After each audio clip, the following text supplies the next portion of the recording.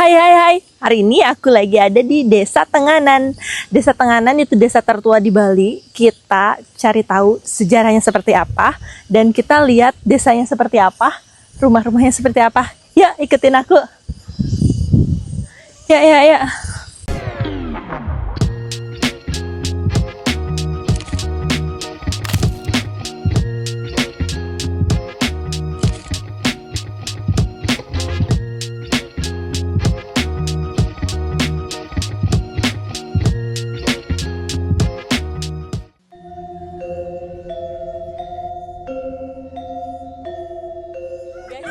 Aku udah sama Blimade. Blimade ini bakalan bantu menjelaskan tentang sejarahnya di desa ini ya. Ya. Ini pura ya? Ini pura ini. Puranya. Ini tempat persembahyaan kami seperti ini. Jadi tidak seperti pura-pura pada Bali Hindu pada umumnya gitu. Jadi sederhana gitu.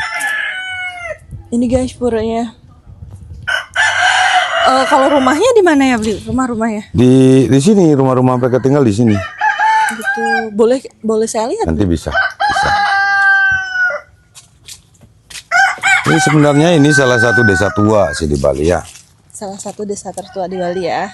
Tapi sayang umur kampung kami di sini tidak diketahui. Tidak diketahui. Karena pas tahun 1841 kampung kami mengalami kebakaran. Ya. Nah, jadi sejarahnya tidak ada yang pasti tahu gitu. Itu tahun 1841 itu semua dokumen-dokumen adat desa kami itu ikut kebakar. Makanya tidak diketahui umur kampung kami. Ya.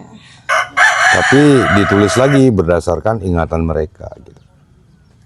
Nah, dalam buku itu dibilang itu nama bukunya itu namanya Usana Bali Wong Peneges gitu ya. Boleh diulang? Usana Bali Wong Peneges. Wong Peneges. Ya. Sama orang-orang kami orang Wong Peneges gitu. Wong itu manusia yang resolut gitu istilahnya, yang penegasnya.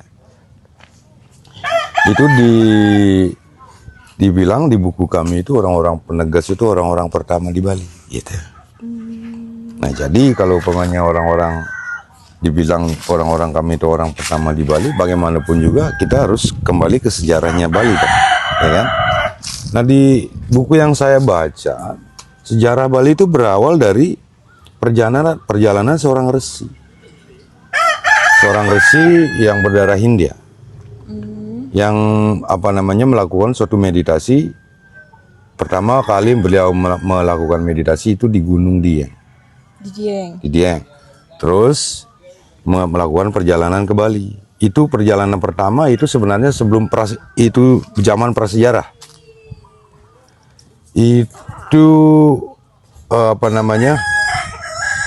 diikuti berapa orang sih waktu 8.000 kalau tidak salah. 8 itu baru 800 saya lupa. Itu melakukan perjalanan pertama itu gagal karena roh-roh jahat di Bali itu banyak gitu. Jadi banyak pengikut resi itu banyak yang meninggal gitu. Nah, kembali lagi beliau ke Jawa melakukan suatu meditasi di lereng Gunung Raung yang di Jawa Timur. Gitu. Jadilah di sanalah beliau mendapatkan wahyu. Kalau beliau mau membabat hutan Bali, itu melakukan perjalanan ke Bali, beliau harus melakukan upacara penimbunan Pancadatu. Penimbunan Pancadatu. Iya. Apa tuh penimbunan Pancadatu itu 5 jenis logam. Emas, perak, tembaga, besi sama nikel. Itu dipercaya itu bisa memancarkan sinar untuk menyeimbangkan pengaruh-pengaruh negatif dari roh-roh jahat gitu. Nah, barulah beliau melakukan suatu perjalanan ke Bali dan melakukan suatu ritual atau upacara melakukan di lereng Gunung Agung gitu. Nah, barulah beliau tuh melakukan upacara Pancadatu itu. Nah, setelah upacara Pancadatu itu diselesaikan gitulah istilahnya, barulah pura itu dinamakan, beliau membangun pura di sini namanya Pura Basukian. Di mana itu puranya? Nah kebetulan pura itu di daerah Besakih sekarang. Oh, Pura Basukiah, Besakih. Basukian. Basukian. Itu Pura Basukian itu diambil, kemungkinan diambil dari kata Naga Basuki yang memproduksi uran Bali waktu itu. Kemungkinan yang kalau saya menginterpretasi Pura Basukian itu mengalami konjugasi atau perubahan pengucapan, jadinya Pura Besakih sekarang. Itu Pura Basukian, pura yang pertama di Bali. Pura Basukian. Ternyata Pura Besakih itu aslinya Pura Basukian. Basukian. Awalnya. Nah, ya kalau saya interpretasinya seperti itu. Bali pun seperti itu. Bali, kenapa Bali dinamakan Bali? Karena Bali itu dibangun dengan melakukan suatu ritual. Ritual itu kalau di bahasa Sanskerta itu Wali. Pakai V dia. Wali. Wali kalau paman di pronunsi saya sekarang diucapkan sekarang di wali kan kebanyakan dibilang wali. Itu sebenarnya Wali pakai V. Nah, karena orang Bali itu tidak bisa menyebutkan V, jadinya Bali. Bali itu ritual. Bali dibangun dengan melakukan suatu ritual peniunan Pancadatu itu. Ini kalau saya terangkan panjang sekali itu sejarahnya Bali itu. Ini di desa ini jualan-jualan juga ya, berarti Ini banyak jualan. banget pengunjung juga ya? Iya, ini buat Banyak pengunjung. mereka mengambil kesempatan karena destinasi wisata kan, mereka bisa jual seperti ini gitu. Ini yang jual asli orang sini ya, yang Iya. bikin ya, dari telur. Bukan, ini dibuat di Gianyar, di daerah Gianyar ini dibuat. Gianyar. Oh, ini buah ya? Ya, ini kayu. Oh, kayu. Mereka buat ada yang asli, kalau yang asli kan agak riskan bawahnya. Ini asli. Ini asli. Dari telur ayam. Oh, dari telur ayam. Iya. Oh, untungnya nggak pecah barusan. Gampang pecah berarti ya? Gampang kalau jatuh. Nah, makanya dibikin Ini lebih dari kuat, kayu biar nggak pecah. nggak pecah. Oh, gitu. Apa dinamakannya ini? Ada Ganesha. Ganesha. Ini ada barong Bali, ya. Barong dan kecak dan. Ini berapa satunya? Yang ini 200. 200. Yang ini 250 yang besar. Itu yang asli dari telurnya ya. Ya, ini asli dari Bali.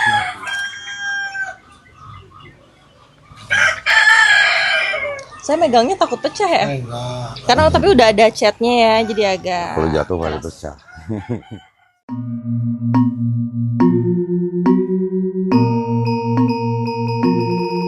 Guys, aku lagi ada di salah satu rumah warga. Rumah warga ada tempat nenun juga ya, beli ya. Ya, Ini, wow. Swastiastu. Wah, ini ternyata yang kita pakai tuh dibuatnya dari sini ya. Belinya bisa nenun, beli. enggak, saya enggak bisa nonton, tapi saya berusaha untuk guys. menjelaskannya gitu. Untuk lebih jelasnya ini saya jelasin Iya. seperti ini. Nah, ini salah satu kain kebanggaan kampung kami. Ya. Nah, ini namanya kain geringsing. Itu. Makanya nama kampung kami itu Desa Tenganan Pegeringsingan karena diambil dari nama kain kami di sini. Kain geringsing, makanya kain geringsing. Makanya nama kampung kami itu Tenganan Pegeringsingan. Oh, begitu. Gitu. Ini metodenya, metode tenunnya itu namanya double ikat atau ikat ganda. Ikat Seperti ganda, apa itu? di mana ini kalau pamannya di tenun Jawa ini dibilang lungsi sama pakan. Gitu. Kalau di Bali ini dihi sama pakan. Untuk panjangnya itu dihi, untuk lebarnya itu pakan. Nah, kebetulan di sini metodenya double ikat atau ikat ganda karena dihi sama pakan itu polanya sama. Ini ya kan? Ini bisa dilihat kan? Yang kuning ke kuning, yang hitam ke hitam, yang merah ke merah. Iya. Ini metode double ikat atau ikat ganda. Dan metode ikat ganda cuman dibikin di 3 tempat di dunia. Di mana aja itu? Nah, satu kebetulan di sini, satu dibuat di India, satu dibuat di Jepang, Wow, berarti ini salah satunya di Tenganan. Tenganan ya. Kalau di Jepang memproduksi double ikat itu termasuk baru, cuman 200 tahun yang lalu. Kalau metode double ikat yang di sini ya sudah tidak ada yang tahu kapan gitu.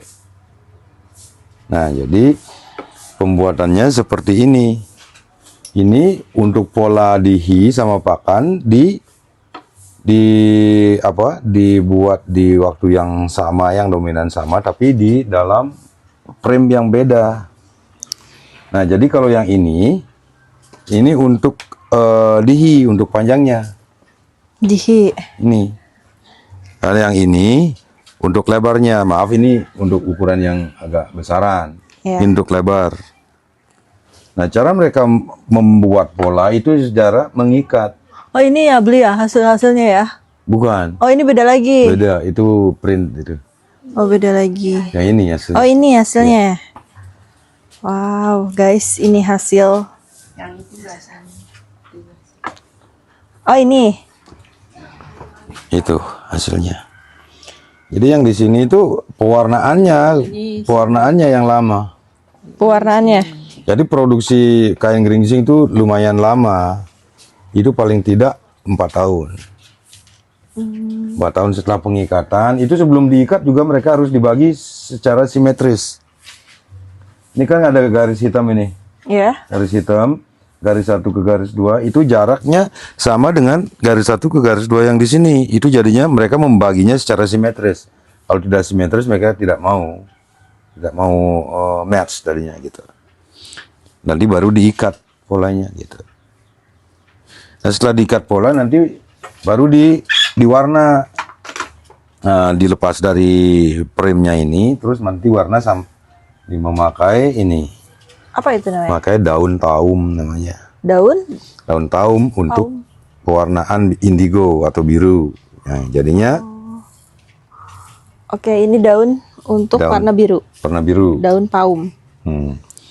Nah, jadinya warnanya seperti ini. Ini kan masih belum dilepas ini. Nanti beberapa ikatan di sini itu nanti dilepas. Untuk lebih gampangnya kalau di sini ya untuk pewarnaan merah nanti mereka menaruh rapia merah di sini. Nanti kalau sudah diwarna biru, rapia merahnya untuk warna merah nanti dilepas. Ya. Nah, kalau umpamanya di sini dilepas, otomatis di sini masih biru dan di sini sudah kuning. Masih kuning gitu loh, masih warna dasar. Nah, ya kan? Nanti setelah dibuka beberapa ikatannya untuk warna merah dibuka, nanti baru diwarna merah dengan ini akar kayu mengkudu ini. Untuk pewarnaan merah. Jadi beda-beda ya. Tadi biru daun. Ya. Sekarang warna merahnya akar. Kulit akarnya. Kulit akar kayu mengkudu. Kalau istilah kerennya di Morinda. Kalau di istilah Latin Morinda. Nah, ini setelah diwarna merah jadinya seperti ini. Ini dari hasil kulit ya. Kulit kayu mengkudu itu jadinya merah ya kan? Ya. Yang dulunya biru jadinya di sini hitam. Kalau umpamanya di warna kain kami itu nih bilang hitam. Ini merah. Ya kan? Ya. Nanti terakhir kalau sudah mereka menemukan warna yang mereka suka gitu. Nah, nanti baru ini dilepas. Ya, yang Ini ikatannya dilepas ya. ikatannya jadinya seperti ini. Ininya seperti ini. Ini untuk display aja. Kalau ini dilepas jadinya seperti ini ya kan? Ada yang merah, ada yang hitam, ada yang kuning. Oke. Jadi itu tahap demi tahap. Tapi pewarnaan merah di sini paling lama. Karena apa? Karena peresapan warnanya di sini lambat. Warna lambat di sini. Karena apa? Karena sebelum diikat itu benang sudah diwarna dengan minyak kemiri. Untuk warna kuning itu dipakai minyak kemiri. Dan saya yang ketahui, fungsi minyak dalam suatu pembuatan tekstil itu sebagai fiksasi warna. Ini menguatkan warna dia. Itu. Baru tahu ya, ternyata ini buat pewarna juga, buat menguatkan warna ya. Kalau aku buat ini, buat apa? Buat beradu. Itu multifungsi, bisa dipakai masak, pakai bumbu juga bisa tuh kemirinya. Nah, jadi hasilnya seperti itu. Iya, keren banget Jadi hasilnya. semua pola kain geringsing itu ada tapak darahnya atau tanda tambahnya. Ada plusnya, ada simbol plusnya. Itu simbol keseimbangan. Ini ya. Ya. Oh, ini masih belum di.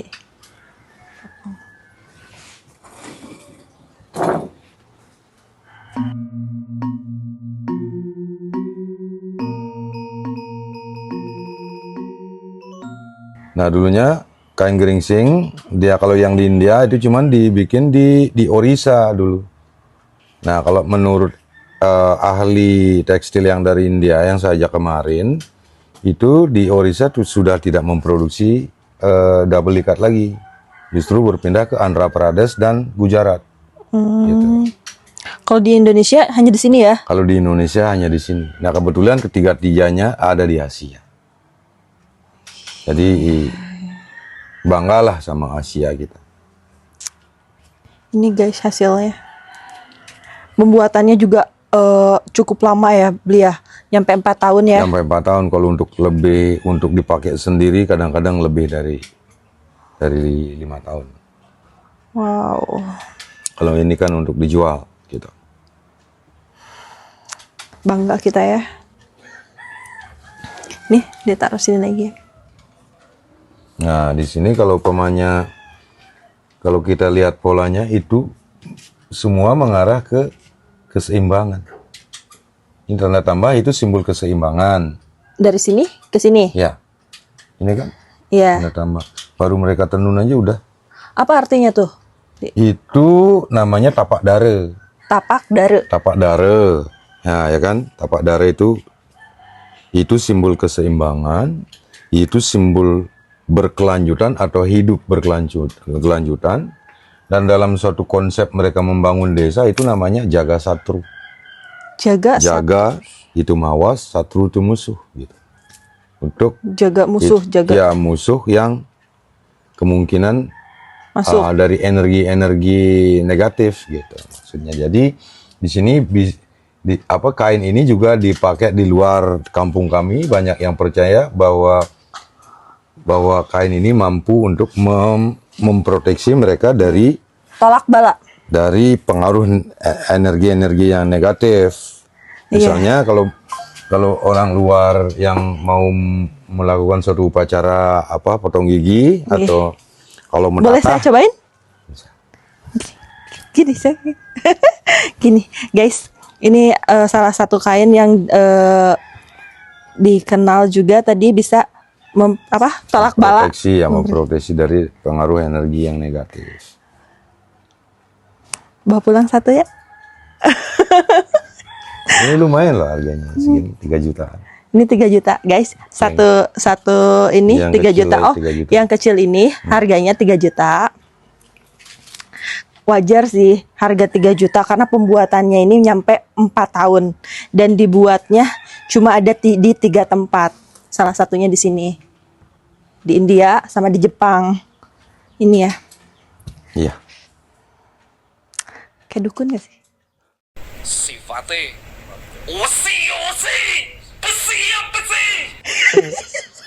Belinya ketawa. Kepake ini kayak dukun ya. Kalau di luar Tenganan, di luar kampung kami ini dipercaya untuk memproteksi mereka ketika mereka melakukan suatu upacara potong gigi atau metatah. Nah, Makna orang mentata itu dari kecil ke dewasa, ya kan? Dari kecil ke dewasa, dan di waktu dari kecil ke masa, dari kecil ke dewasa itu ada mengalami masa transisi namanya. Masa transisi, masa yang paling sensitif untuk dipengaruhi dari energi-energi negatif gitu.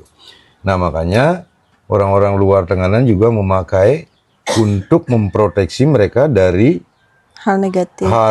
energi-energi negatif di dalam waktu transisi mereka itu, dari dewasa kecil ke dewasa itu masa transisi yang memang sangat sensitif untuk dipengaruhi energi negatif, atau misalnya black magic atau segala macam. Ini dipercaya untuk memproteksi mereka di dalam suatu melakukan upacara potong gigi tersebut. Luar biasa ya, keren banget.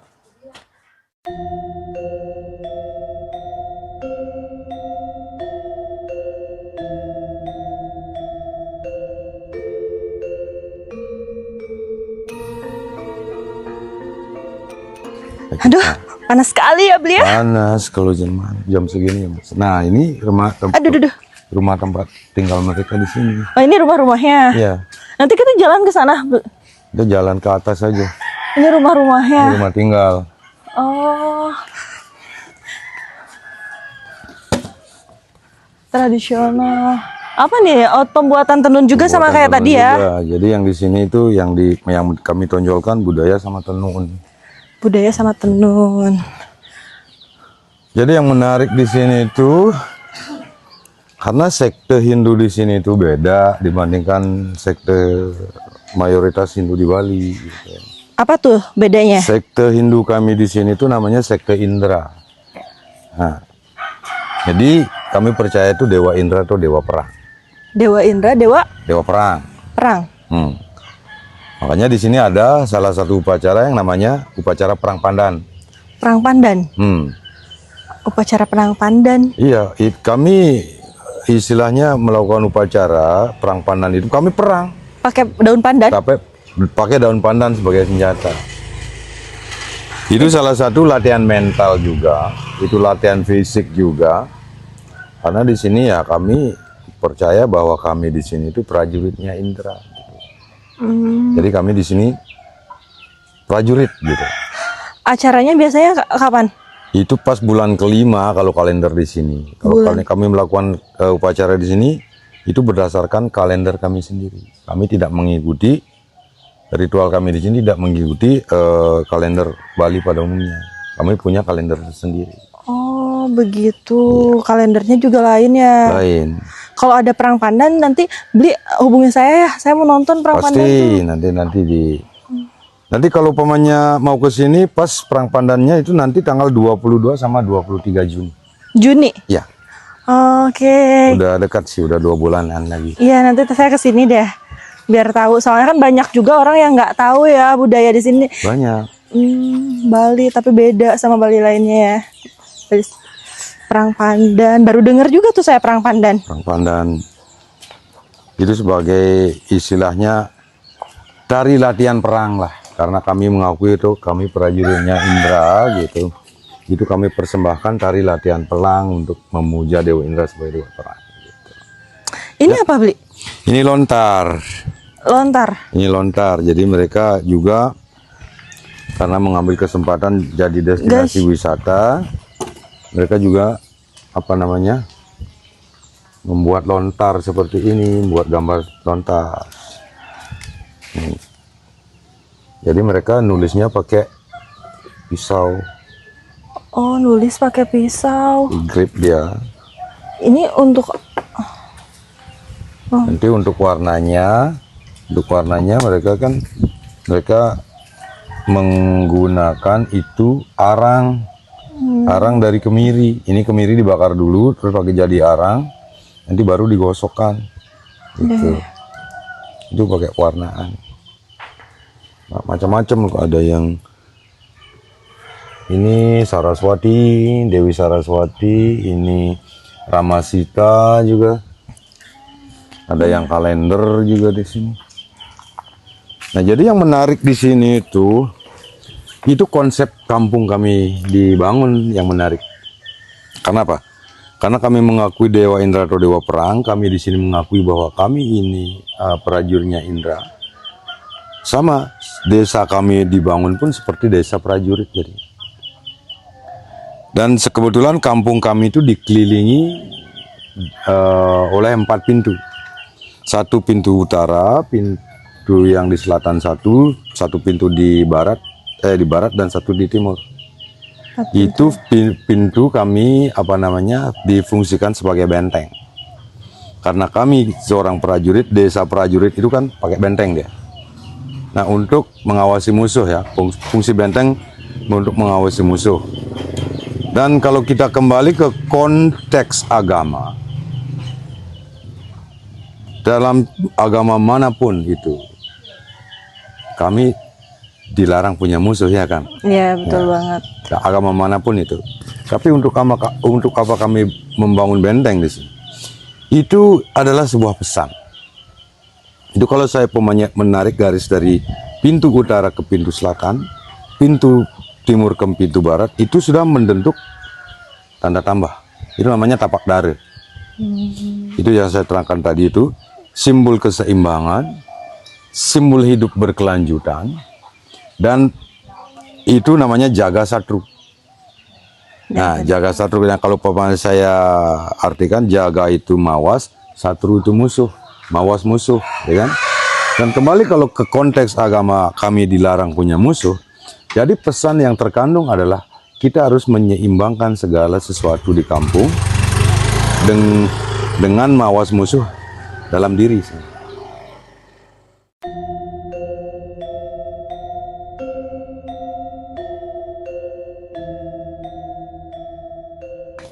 Beli, ini apa beli?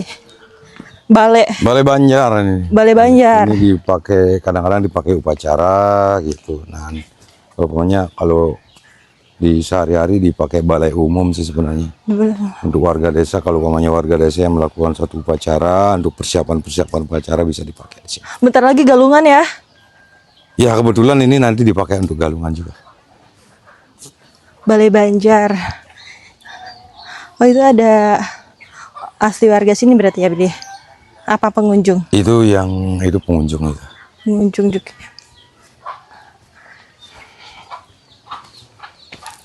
Ini rumah-rumah warga. Nah, Ada berapa rumah di sini, Beli? Di sini ada 225 kakak. 225 kakak. Jadi kurang lebih 700 jiwa lah di sini. Kurang lebih 700 jiwa ya. Ini kita kemana lagi? Kita jalan aja. Ke jalan aja. Ini jalan ke perkampungan. Ini sebenarnya kalau saya menginterpretasi ini kemungkinan dulunya sebuah lembah ini. Kampung kami sebuah lembah. Gitu. Dulunya ya. Zaman. Ada juga interpretasi kenapa kampung kami itu dinamakan Tenganan. Nggih. Itu sejarahnya kemungkinan kami pernah tinggal di daerah pesisir dulunya. Sebelum orang-orang kami itu menemukan daerah yang strategis mereka untuk tinggal, kemungkinan di daerah bawah gitu. Nah, kebetulan kami masih punya bukti di sana. Di daerah pantai di sini kami masih melakukan suatu ritual. Kami melakukan persembahyangan di salah satu pantai yang di Candidase. Itu kami menaruh sesajen kami itu di atas batu. Nama batu itu adalah batu manggar. Nah, kalau saya artikan batu itu batu, manggar itu jangkar. Gitu. Nah, kemungkinan perjalanan kami dulu ke daerah timur ini kemungkinan pakai perahu dari kayu. Gitu. Nah, baru ketika perahu itu menepi, diikatkanlah tali perahu itu di batu itu dipakai sebagai jangkar. Makanya nama batu itu batu jangkar gitu. Nah, kemungkinan kami pernah tinggal di sana dulu, dan mereka tuh menyadari bahwa di daerah bawah tuh tidak aman. Karena kemungkinan mereka berpikirnya ke badai ya kan, kayak kemarin, terus tsunami atau high tide gitu loh istilahnya. Dan orang-orang tuh dulu itu percaya bahwa penyakit itu datang dari lewat laut. Makanya mereka eksodus dari daerah bawah lebih ke tengah gitu. Jadi daerah kami itu di tengah-tengah atau tengahan. Di bahasa Bali kan itu tengahan. Nah, kemungkinan ini salah satu interpretasi kenapa kampung kami dinamakan Tenganan, kemungkinan diambil dari kata tengahan. Di tengah-tengah tuh ya. Tengahan, di tengah-tengah gitu. Jadi mengalami konjugasi jadinya Tenganan gitu. Ini enak banget tuh, Bi, dilihat dari sini. Pemandangannya gunung gitu ya. Ke bawah tuh. Ya, kebetulan gunung yang di sebelah baratnya ini, di sisi baratnya ini masih wilayah kami. Oh, gitu. Wilayah kami di sini luas. Cakep ya, lihat ke bawah gunung. Kita dikelilingi. Jadi okupasi orang di sini tuh pendapatnya adalah agrikultur, pertanian sebenarnya. Itu kalau dilihat dari perbukitan kami di sini tuh, daerah teritori adat kami di sini luas. Di balik bukit itu ada persawahan, masih teritori adat kami di sini gitu. Nah, termasuk perkampungan kami, teritori tanah adat kami itu 917,2 hektar. Wow. Nah, di tanah kami pun dilindungi oleh undang-undang adat gitu. Kami di sini tidak diberikan untuk menjual tanah kami kepada orang luar, mengasihkan tanah kami kepada orang luar atau menyewakannya. Oh, disewa pun tidak boleh ya? Bisa. Itu kembali lagi ke kelangsungan generasi tanah kami di sini.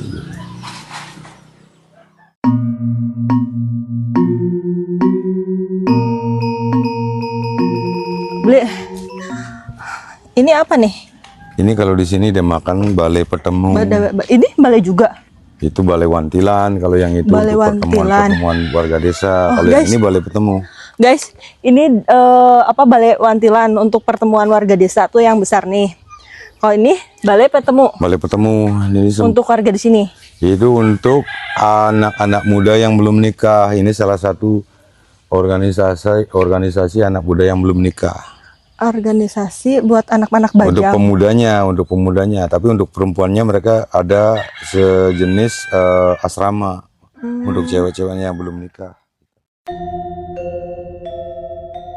Nah, seperti yang saya terangkan tadi itu kan, desa itu dikelilingi 4 pintu. Iya. Nah, itu salah satunya, itu pintu yang dari timur.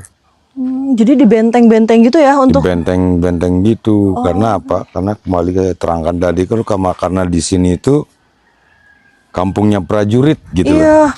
Jadi kayak di benteng, terus pintunya 4 gitu ya. Ih, keren-keren. Masih asri banget ya. Ini apa Kalau namanya? misalnya pengunjung, boleh nggak sih ada yang nginep di sini di rumah warga? Ada sih beberapa. Sebenarnya kami dilarang sih. Oh, dilarang. Tapi disarankan kalau umpamanya ada yang mau nginep, kita harus melapor dulu ke kepala adat kan di sini. Gitu. Kita lanjut kemana lagi, Uli? Jalan aja di sini. Nanti ke pintu utara kita. Pintu utara. 4 pintu. Wow.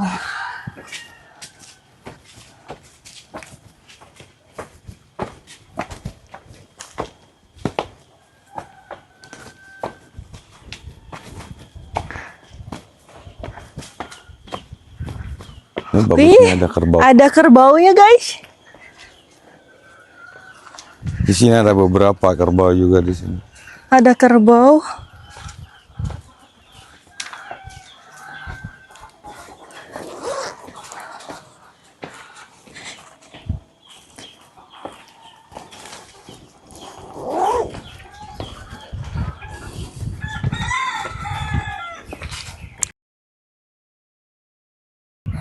Kalau dulu ini pakai lumbung, kalau umpamanya ada habis panen padinya sudah ditaruh di sini gitu.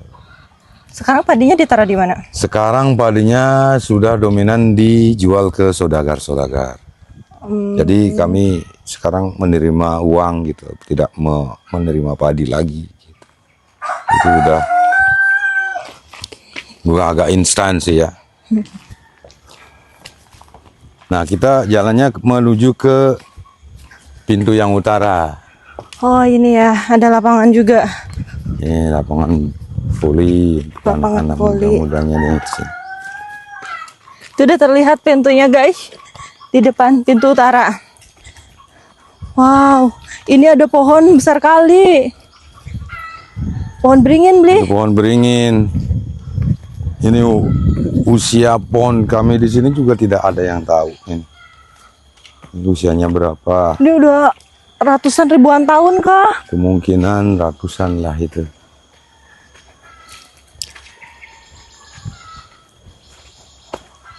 Wow. Itu ada kerbau juga.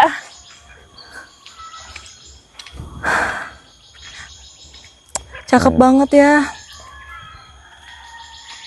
Pohonnya. Ini pintu timur ya. Itu yang utara. Itu yang utara. Ini apa Beli yang sebelah kanan? Ini sekolah SD. Sekolah SD. Oh sih nanti diciprat. Wih, wih, wih. Kerbaunya nyamperin ke aku. Dikira temennya. Sama-sama gemoy katanya itu temanku. Ini salah satu sekolah SD di sini. Kita ada 2 sekolah sih untuk TK sama SD di sini. Kalau nanti anak-anak di sini mau melanjutkannya ada yang ke Amlapura, ada yang di bawah di sini. Nah ini pintu yang utara. Nah, ini Beli keluarnya kemana Beli? Dia mau pintu untuk menuju kemana? Ini ke perkebunan sudah. Oh, Perkebunan sudah. masih asri banget, masih kental banget kayaknya ya. Nah, kami di sini juga diajarkan untuk apa namanya menghormati, untuk menghargai apa namanya lingkungan juga. Iya, kok auranya beda guys aku di sini. Di sini juga kami diajarkan juga untuk menghargai lingkungan, apa di samping itu untuk kelangsungan lingkungan tersebut gitu. Di sini pohon-pohon juga diproteksi oleh hukum adat kami di sini. Di sini kami sebenarnya dilarang menebang kayu atau pohon Iya. kalau pohon itu masih hidup. Oh gitu. Kami cuma bisa menebang pohon kalau pohon itu udah mati. Oke. Itu pun kalau upamanya kita mau tebang, kita minta izin dulu ke kepala adat kita kalau kita mau tebang. Gitu. Beli, ini gede banget ya Beli pohonnya. Udah ratusan tahun ini kira-kira ini. Terus Beli, apa yang diandalkan untuk mempertahankan adat istiadat di desa ini? Nah kebetulan yang kami sangat mengapresiasi itu leluhur kami yang menulis hukum adat kami di sini. Jadi itu andalan kami untuk mempertahankan adat istiadat kami. Gitu. Jadi hukum adat kami itu namanya Awig-Awig Desa Adat Tenganan kan. Itu dijalankan namanya di Balai Agung. Ada salah satu bangunan di sini namanya Balai Agung. Di sana pusat pemerintahan adat kami dijalankan. Di mana? Di Balai Agung namanya itu yang di bawah itu. Iya, iya, yang tadi ya. Itu kebetulan kalau diistilah keren kan saya namakan itu parlemen. Kalau di sini itu parlemen desa adat gitu. Secara tradisional konstitusi desa adat. Itu khusus orang-orang yang nikahnya internal. Gitu. Jadi orang-orang untuk pemimpin desa itu namanya kerama desa adat. Yang nantinya akan jadi seorang pemimpin. Itu anggotanya mereka khusus orang-orang yang nikahnya internal. Nah kebetulan di sini pernikahan kami di sini tuh istilahnya pernikahan internal. Kami disarankan untuk nikah sama orang di dalam kampung kami. Oh gitu. Nah walaupun kami di sini punya pernikahan internal, kami sama sepupu itu dilarang. Tapi kalau misalnya nikahnya keluar boleh nggak? nanti orang tuanya didenda. Oh, enggak boleh. Berarti didenda seperti apa? Boleh, tapi istilahnya mereka dibuang secara adat. Dibuang secara adat. Nanti orang tuanya didenda. Kalau yang cewek, kalau pemanya perempuan yang dari sini tuh nikahnya keluar, orang tuanya kena denda. Oh gitu. Itu sejenis denda kegagalan orang tua mendidik anaknya, seperti itu kemungkinan. Nah, jadi kalau pemanya yang sudah nikah internal itu masuk organisasi kerama desa adat. Itu. Tapi kalau di sini anggotanya sepasang, anggota parlemen kami di sini itu sepasang. Tapi sepasang kalau di sini sepasang dihitung satu. Oh gitu. Kenapa? Karena sistem di sini juga namanya sistemnya di sini bilateral. Nah, kalau kebanyakan kampung di Bali itu sistemnya itu namanya patrilineal atau patriarkal. Itu orang laki-laki yang punya hak penuh tentang hak waris, ya kan? Ada yang namanya matrilineal atau matriarkal, orang yang yang perempuan yang punya hak penuh dengan hak waris. Nah, kebetulan kalau di sini namanya dinamakan, kalau pamannya yang nikah sama-sama orang sini namanya bulu angkep. Bulu angkep itu sepasang bulu. Jadi karena sistem bilateral di sini, karena makanya hak laki-laki sama perempuan di sini sama. Oh gitu. Di sini disamakan ya. Samakan. Kalau di luar hanya laki-laki yang dapat. Kebanyakan kampung-kampung di luar itu patrilineal. Iya. Perempuan enggak dapat apa ya, kasihan. Ya, Pli. Kita lanjut lagi. Ke mana tadi? Balai Agung ya? Balai Agung itu. Itu di sini pemimpin adat kami di sini ada 6. Di sini ada 6 kepala adat. Jadi pemimpin kami itu ada 6. Pemilihan pemimpin kami itu berdasarkan senioritas. Jadi senioritas kami di sini bukan berdasarkan umur, tapi berdasarkan nomor perkawinan. Nomor perkawinan? Nah, seperti misalnya, walaupun mereka nikahnya muda, nikahnya muda, anak muda laki-laki sama perempuannya dari sini nikah, mereka otomatis masuk ke organisasi keramat desa adat, tapi duduknya di kelas 1 dulu, di kursi paling bawah. Seperti anak-anak SD baru masuk kan kelas 1 dulu. Nah, kalau pamannya ada yang nikah lagi menjadi anggota baru, yang anggota yang dulu kelas 1 itu naik, istilahnya naik pangkat. Terus kalau pamannya ada anggota baru, mereka naik pangkat setelah ada anggota baru. Dan siapa yang duluan nikah berarti nomor perkawinan. Nomor perkawinan. Nah, mereka ataupun nanti mereka naik pangkat kalau di atasnya orang yang di atasnya itu pensiun. Nah, mereka akan mengalami naik pangkat pada akhirnya mereka akan menjadi seorang pemimpin. Jadi setiap pasang di sini itu akan menjadi seorang pemimpin. Pada akhirnya menjadi seorang pemimpin. Pasti ya, ujung-ujungnya ya. Iya.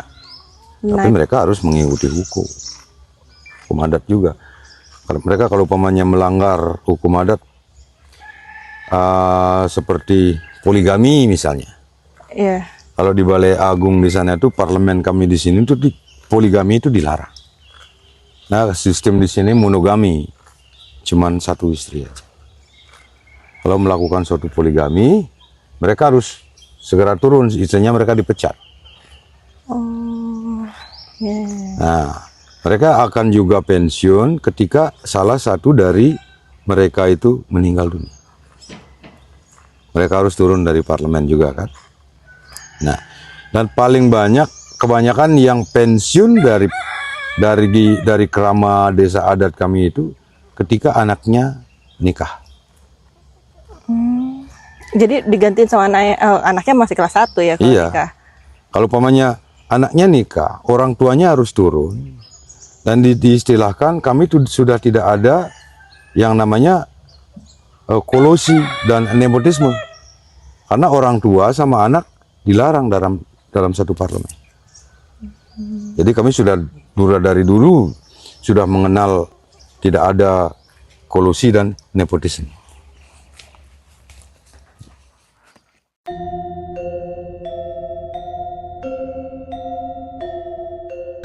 Guys, ternyata di sini ada foto-fotonya juga ya.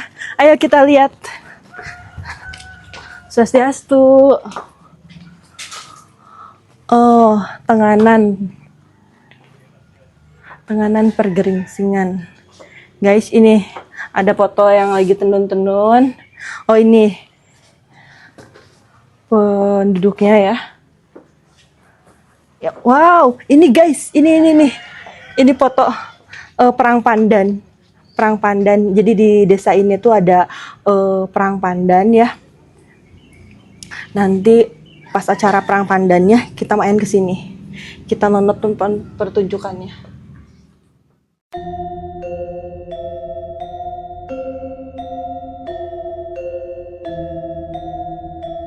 Beli, terima kasih banyak ya untuk informasinya, udah menambah wawasan juga. Sama-sama Dek, semoga informasi saya bermanfaat juga. Terima kasih ya Beli. Rahayung Gili. Ayo, sukses. Pamit Gi. Guys, thank you ya buat kalian yang udah nemenin aku. Sampai jumpa di konten selanjutnya. Bye bye, I love you. Mwah.